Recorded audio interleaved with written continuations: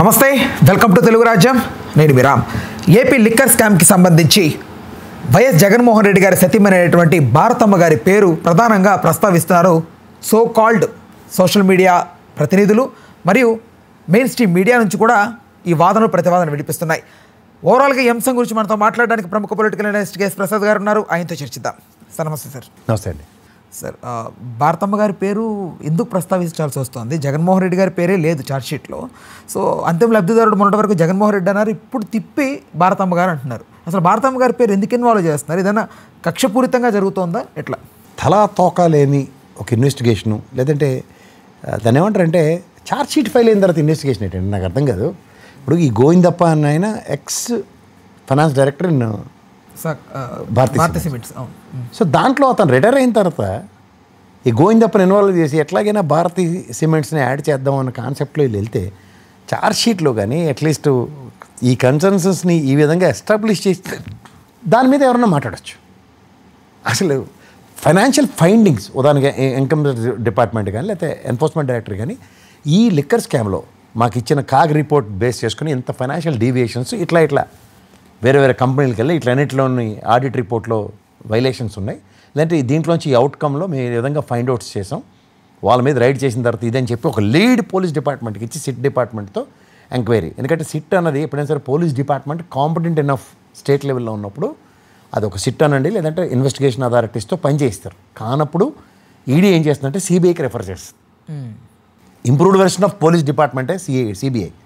So ఈ సర్కమ్స్టాన్సెస్లో ఇక్కడ ఎక్కడా కూడా ఒక ఎన్ఫోర్స్మెంట్ డైరెక్టర్ కానీ ఐటీ కానీ వైలేషన్స్ కన్సర్న్ లిమిటెడ్ కంపెనీస్లో జరిగాయని ఈరోజు దాకా ఫైండ్ అవుట్ లేనప్పుడు ఈ సిట్టోళ్ళు ఏది పడితే అది ఇప్పుడేంటి భారతీ సిమెంట్స్లో ఎతుకులాట్లు అన్న దగ్గర దాని మీద న్యూస్ని ఇష్టం వచ్చినట్టు నెగిటివ్ వైబ్రేషన్స్తో స్ప్రెడ్ చేస్తూ సిఎండి అవ్వచ్చు, ఆవిడ చైర్మన్ మేనేజింగ్ డైరెక్టర్ అవ్వచ్చు భారతీ సిమెంట్స్. ఆర్ఓసిలో దాన్ని ఫైండ్ అవుట్స్ కొడితే last year balance sheets, next సెబీలో స్టాక్ ఎన్హాన్స్మెంట్స్, దాని వైలేషన్స్ అన్నీ తెలుస్తాయి మనకి.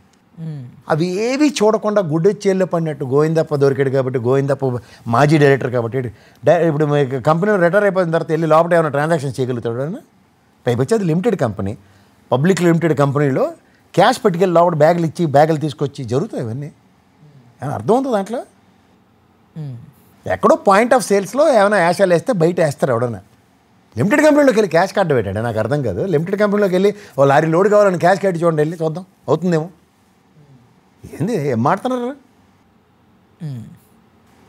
ఏది పడితే అది రాసేయడం ఏమనంటే భారతమ్మ.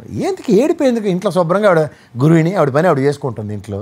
ఆవిడేమన్నా నేను ప్రత్యక్ష రాజకీయాల్లో ఇన్వాల్వ్ అయ్యి చేస్తున్నానని చెప్పారా?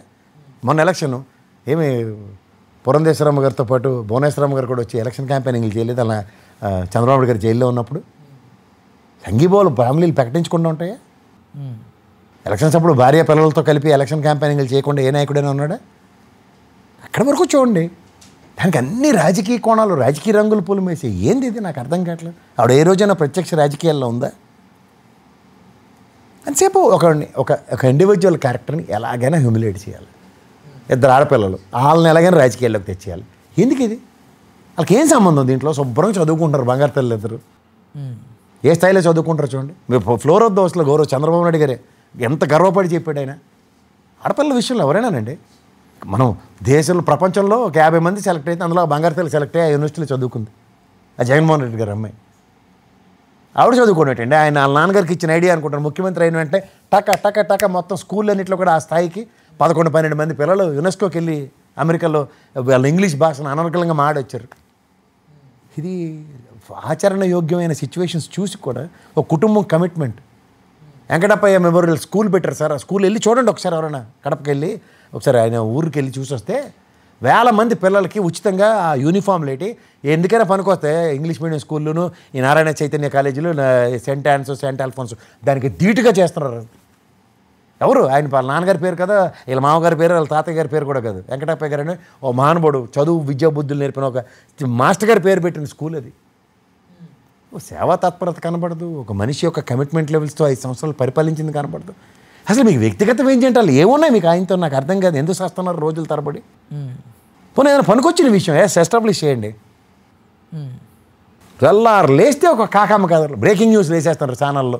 11 కోట్ల వాళ్ళ ఇద్దరి దగ్గర తపేలగా ఇద్దరి దగ్గర ఇంట్లో దొరికేట 2023-24లోనే జూన్లోనే పెట్టారట డబ్బులు. పెట్టిలో పెట్టారట.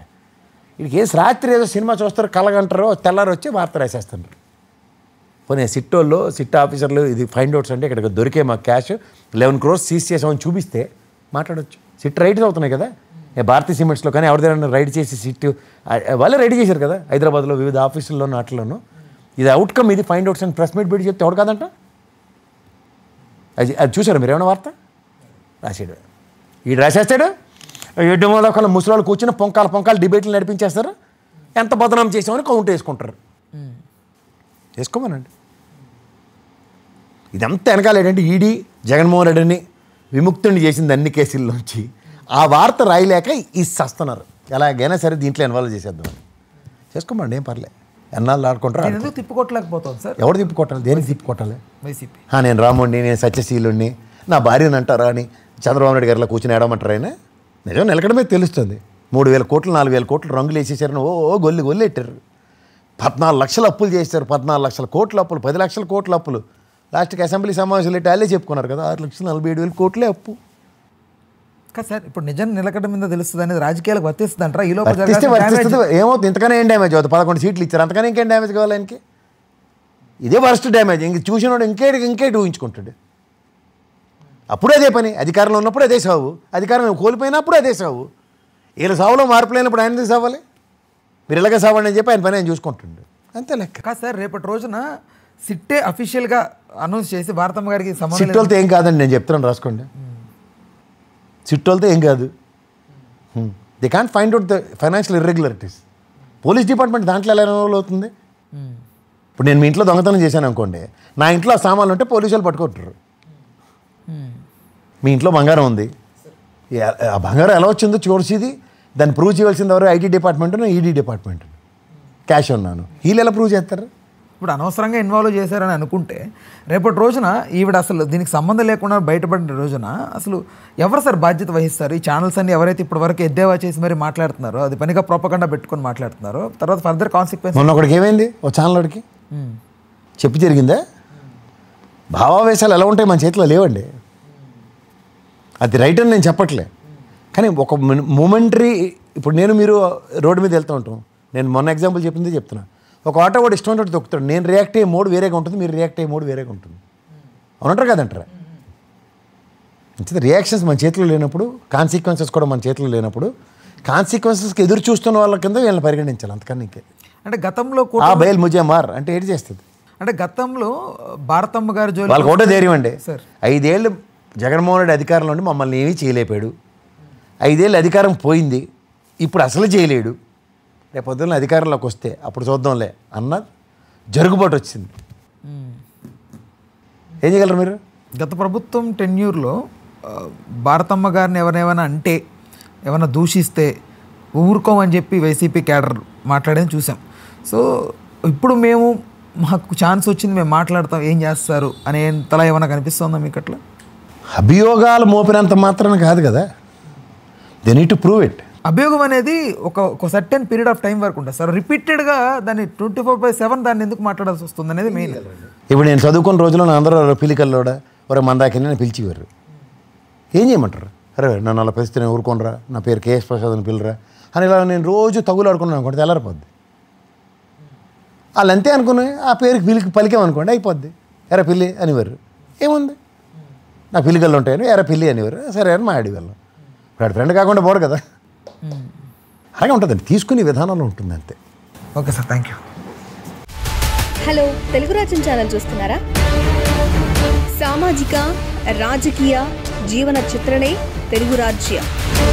అతిశయోక్తులు అసత్యాలు ఉండవు.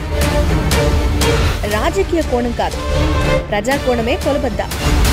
తెలుగు రాజ్యం వీక్షణ మీ ఉత్తమ అభిరుచికి నిదర్శనం.